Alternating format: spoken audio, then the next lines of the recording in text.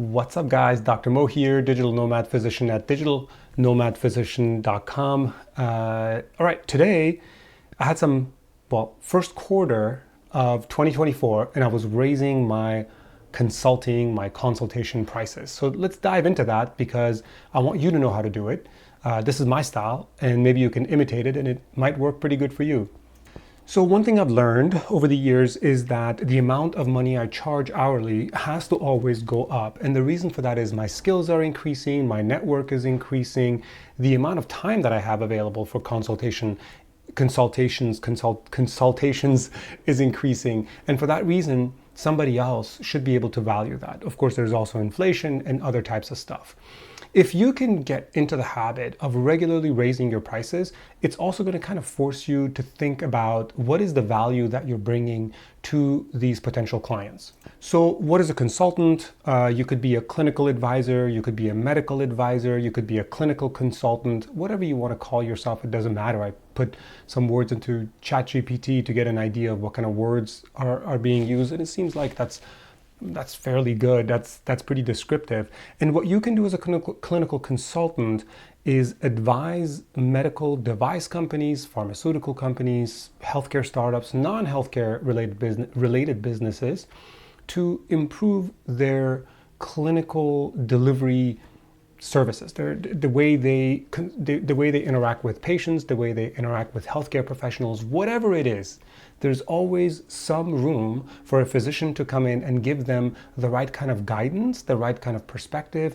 If nothing else, a clinical advisor, a medical advisor can be somebody who proofreads the documents and makes sure that it is clinically sound. Not bad, right? I mean, how many of us could do that without ever having to do any further education, without having to learn anything else? But it doesn't have to be that way. For example, one of my really good clients is a medical device company, and they do some really interesting things. And often they need a physician who can create internal clinical guidelines and documentation, etc. Now, what they could do is for each of their departments, based on the specialty, go hire that specialist and write that.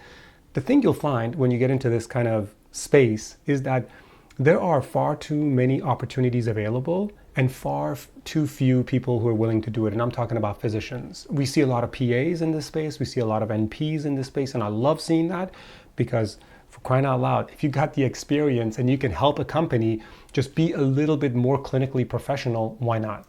But as a physician, I feel that I bring something unique to the table, and I try to advertise that, and I try to make them think that. I think a good personality, being able to articulate things well, being able to take direction, being able to work with different people is important.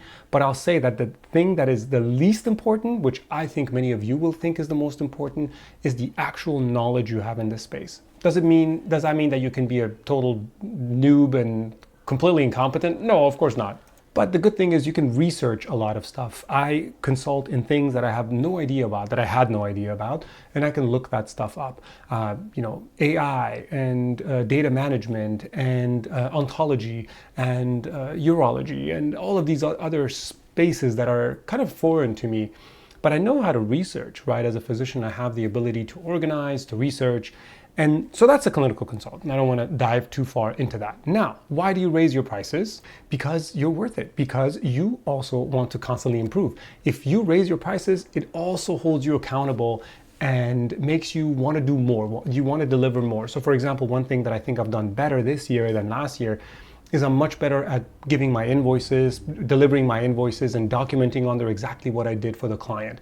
I'm much better with communication. I'm using better communication tools than I did before. I'm better at keeping hourly track of my hourly time spent on each project. And I'll say actually that was pretty good with 2023, but I'm carrying that over well into 2024. And obviously now I have a bigger network. The network you have is one of the most powerful things. That's why I have a network on WhatsApp. I have a physician Nomad group on LinkedIn. I have my very loyal network of people who follow me on LinkedIn, which I'm grateful for. Thank you. And the people who follow me on YouTube, on my YouTube channel. So these are all networks of people where I can say something, ping something, and these people can then give me feedback, and I can use them and utilize them as part of my network. As my network grows, I become more effective at what I do, and I can use that as a leverage to justify to any of my clients that, hey, you should pay me more money because I got this network. You might take some things for granted, like the fact that you have your medical school and residency friends still on speed dial. But that actually can come in really handy. And you might take for granted that you know a lot about the telemedicine space and which telemedicine company does what.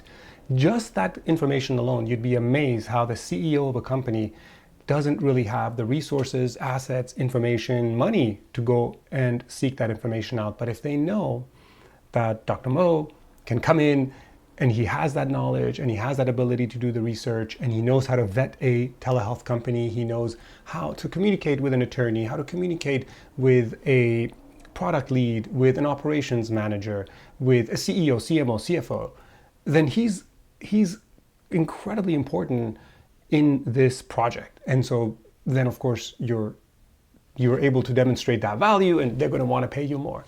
So that takes us to demonstrating your value, right?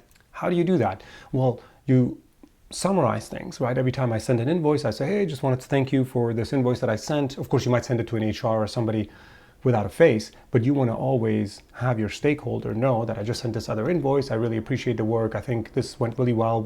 I delivered this, I delivered that, and I hope to continue offering more value in the future. And then comes let's say in a few months, I bump up my rates. Probably every 6 months, I usually revisit it, sometimes every year. And I say, hey, I'm bumping up my rates. I just wanted to let you know, first quarter, it's coming up. If that price is too much for you, like right now, I'm right around $200 if I'm doing hourly rate. But I tell them if that's too much, I can do a sort of project basis, and that might cost you less money. So they might give me a certain amount, $5,000 for this project. And I make sure that all the work fits into that amount of time. Or they can hire me on a retainer and I can charge them less money because I get guaranteed hourly rate. So I offer them options. And that's a great way to negotiate. So I hope this is helpful, just a simple thing. And if you have any questions, if you want to get into consulting, leave some comments below. That's it. Take care.